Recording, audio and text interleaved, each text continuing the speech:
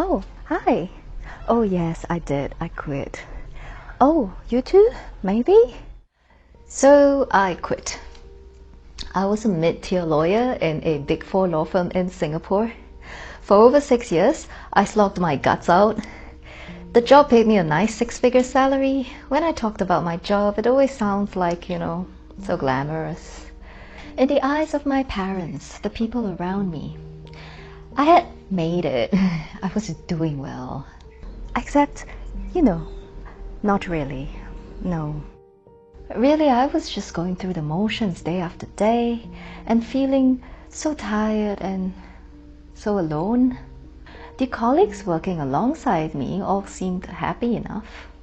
In fact, most of them were actively buying into the whole thing, even when it seems obvious that it was a pretty toxic work culture, Stuff like bragging about how they worked till 1 a.m. last night.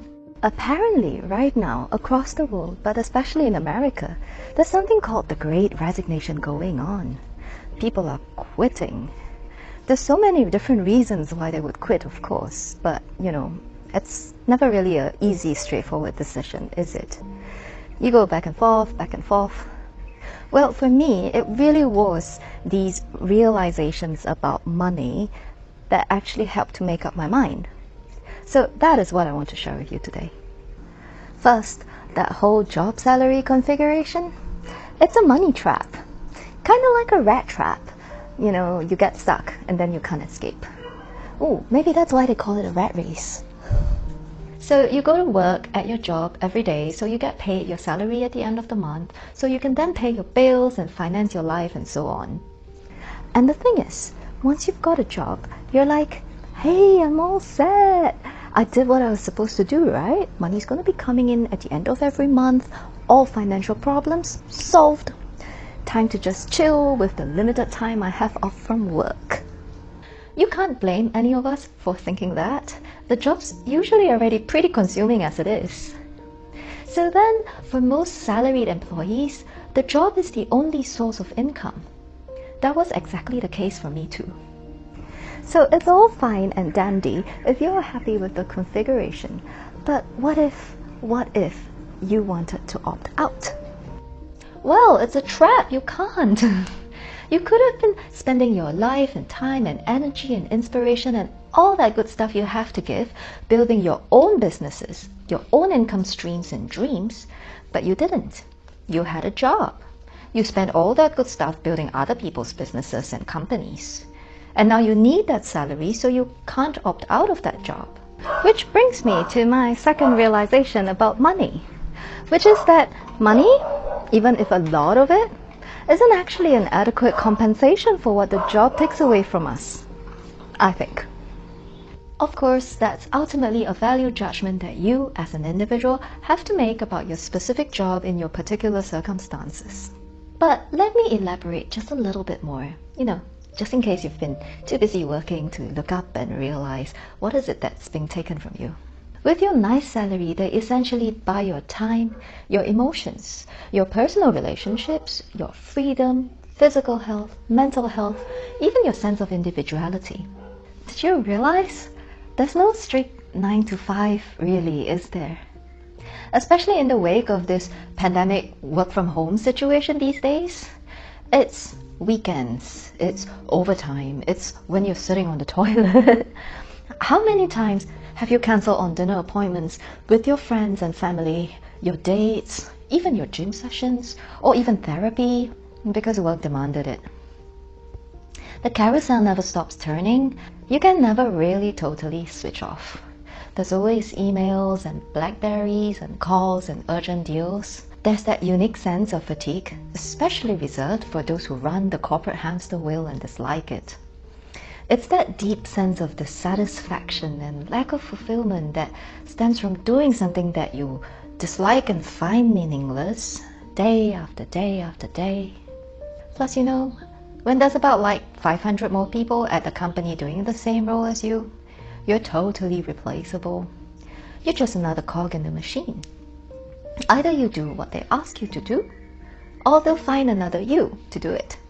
So, like I said earlier, it's all an individual value judgment. But basically, to me, you're talking about your health, your youth, your sense of happiness and fulfillment, your relationships with the people in your life. I don't know about you, but most, in fact, all of that appear to me to be stuff that money can't actually replace. And think about it this way. I was 29 years old when I quit. That meant roughly about another 9,768 more working days left for me. And in that time, the money will keep getting bigger, but probably my work life isn't going to change significantly. I'll have to get up in the morning, commute for an hour or so to the office, leave only late at night. And in between, perhaps the only highlight of my day is when I gather around the water cooler in the pantry with my colleagues and catch up on office gossip. Is that really okay? So then my third big realization about money, it's really what kicked me across the line to deciding to quit. And it's simple really. Money controls us until we learn how to control our money. When I was a salaried employee, I never learned to control my money. I had my fat paycheck every month. I spent it carelessly in the little free time I had to do so because, why else do I work so hard? I didn't have a budget, I didn't track my expenses. I didn't know a thing about saving smart and investing because, hell, I was making so much money. And guess what? I did make loads of money in those 6+ years. But when I decided to quit and leave, sadly, I didn't have a significant sum of savings with which to start my new life.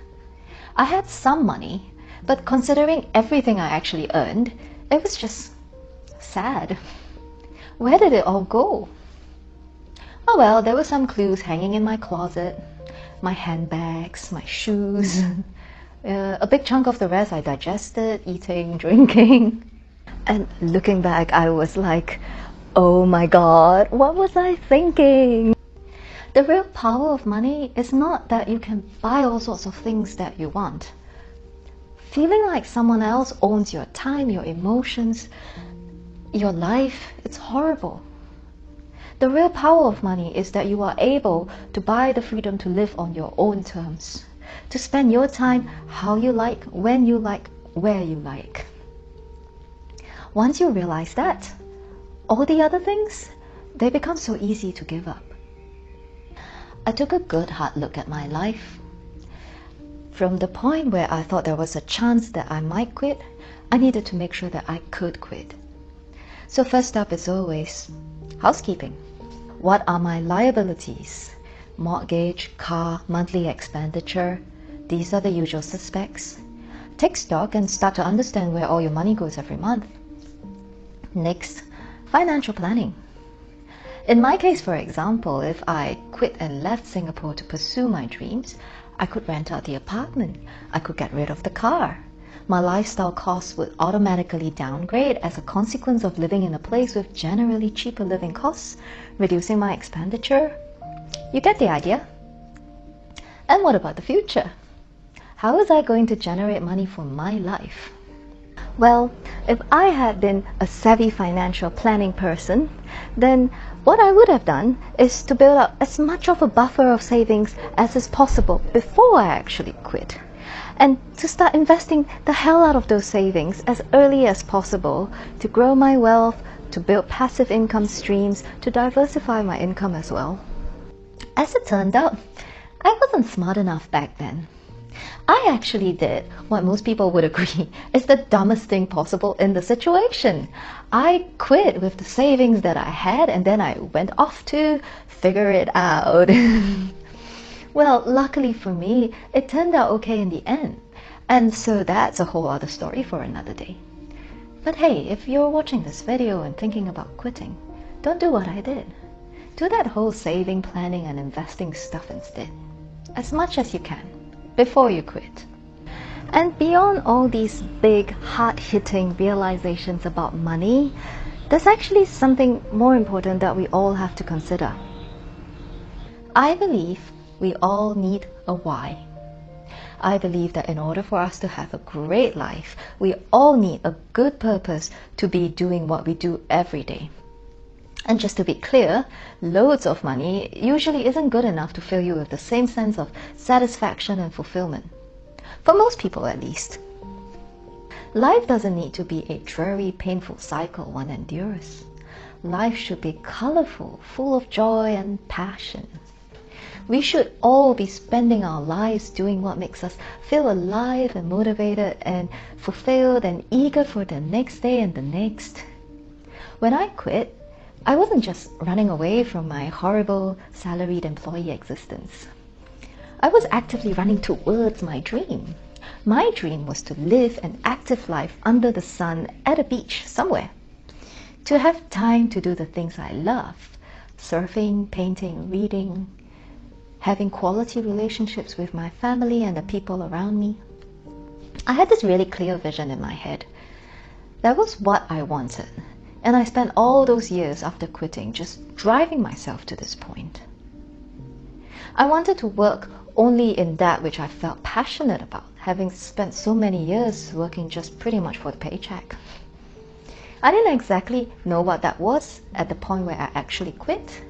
But over time, I learned that I love teaching physical stuff, showing people the joy in yoga, surfing, and gym. And the thing is, when you're working from passion and not just for the money, you generally do a much better job.